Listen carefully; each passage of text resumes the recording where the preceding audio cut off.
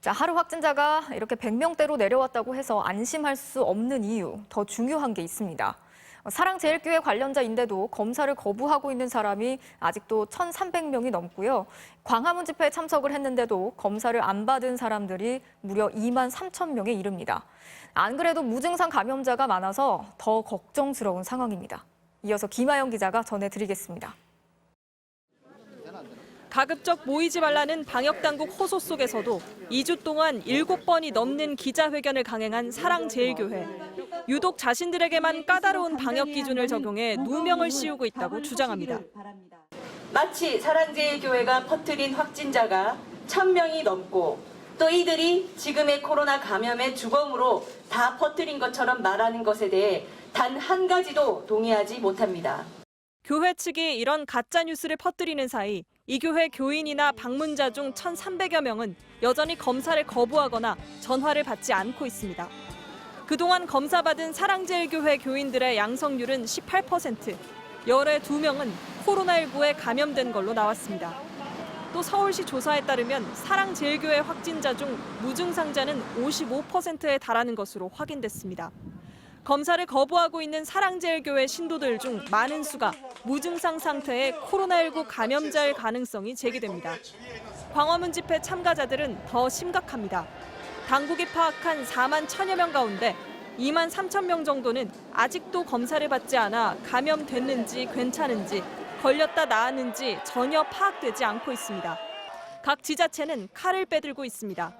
서울시는 기한 내에 검사를 받지 않고 버티다가 이후 코로나19에 확진될 경우 바로 고발 조치에 들어가기로 했습니다. 확진된 사람들 중에 체류자인데도 불구하고 검진을 26일까지 받지 않았다면 사후적으로 적발은 가능할 거라고 생각은 해요. 경기도는 아예 문자나 전화를 뻔히 받아놓고도 검사에 응하지 않은 이들 20명을 선제적으로 감염병 예방법 위반으로 경찰에 고발했습니다.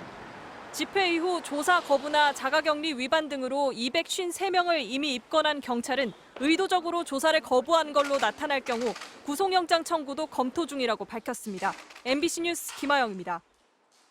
전광훈 목사의 사랑제일교회가 방역수칙을 위반하는 바람에 추가로 발생한 정부의 손실, 또 사회적 손실은 얼마나 될지 정부와 서울시가 일단 160억 원 정도로 잡고 소송을 제기하기로 했습니다. 신도들 검사비와 치료비는 물론 이 사회적 거리두기 격상에 따른 피해도 일부 포함시켰습니다. 양소연 기자입니다. 건강보험공단에 이어 서울시도 사랑제일교회와 전광훈 목사를 상대로 구상권을 청구하겠다고 밝혔습니다. 서울시는 우선 한 명에 16만 5천 원이 들어가는 검사비가 10억 원 정도, 1,000명이 넘는 관련 확진자 치료비가 1인당 632만 원씩 73억여 원 정도 든 것으로 판단했습니다.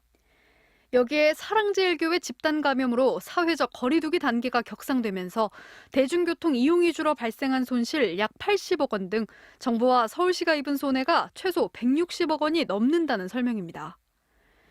서울시는 일단 일부 금액에 대해 다음 주 초 구상권 청구 소송을 제기할 예정입니다.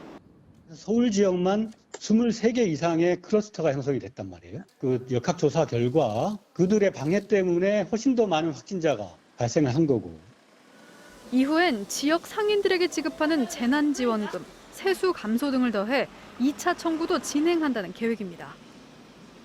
어제 퇴원 직후 기자회견을 열었던 전광훈 목사는 오늘은 변호인을 통해 대통령을 겨냥한 입장을 또 밝혔습니다.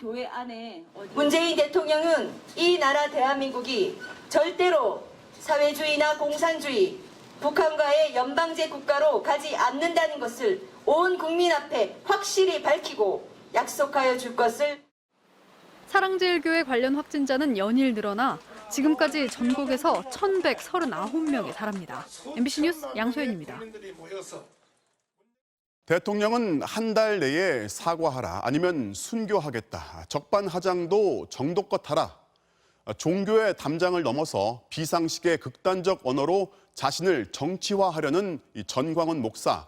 그는 교계에서 유명세를 막 탔을 때부터 이 공권력과 국가 시스템 자체를 무시하고 비웃는 존재였는지, 아니면 그가 정치와 종교 사이 담장 위를 걷는 동안 어떻게 사용될지 예상 못한 자양분을 누군가 제공해준 것인지 남상호 기자가 종교 전문가 또 사랑제일교회 신도를 만나서 취재했습니다.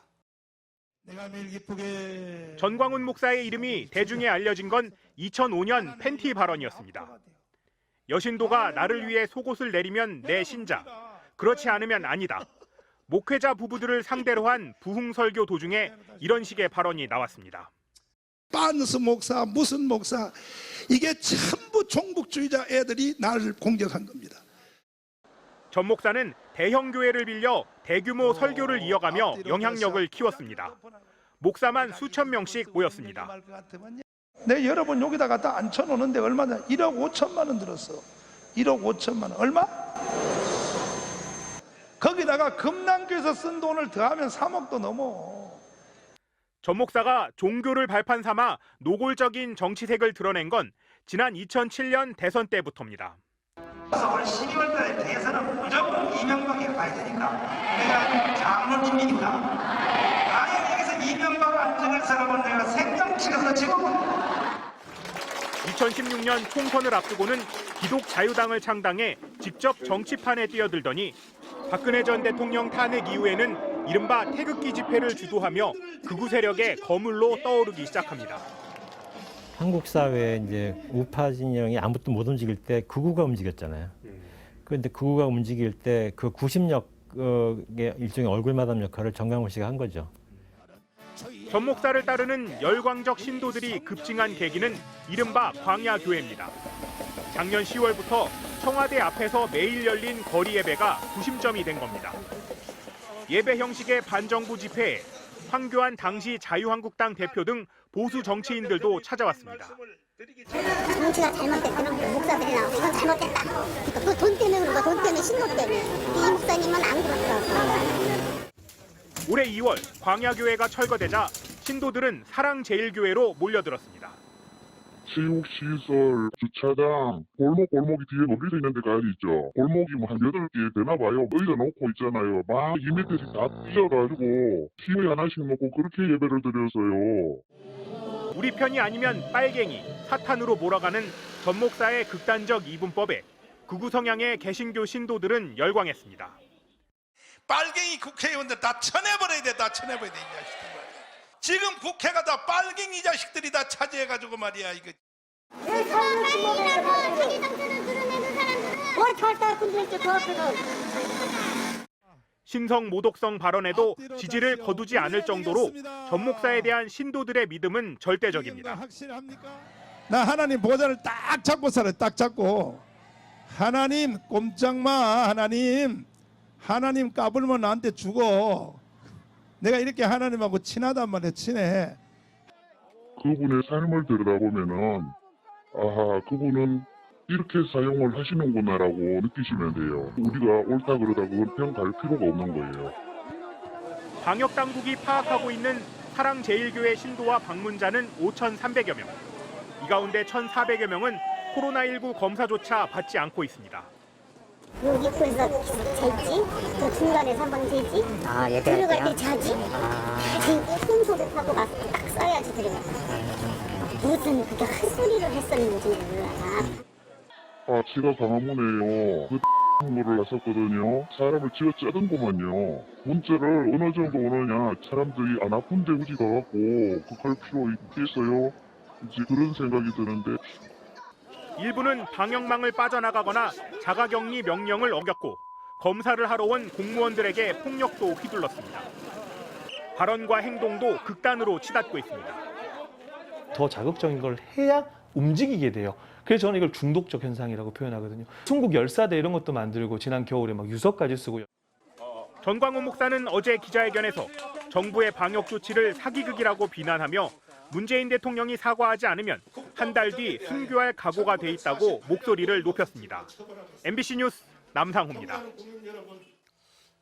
인천시의 공무원 또 시에서 위탁을 준 콜센터의 직원들이 함께 일하는 건물에서 코로나19 의심 환자가 나왔는데 인천시의 대응을 두고 논란입니다.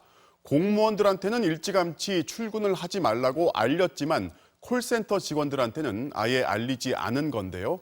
결국 의심 환자가 확진 판정을 받은 뒤에야 퇴근을 시켰습니다. 임상재 기자가 취재했습니다.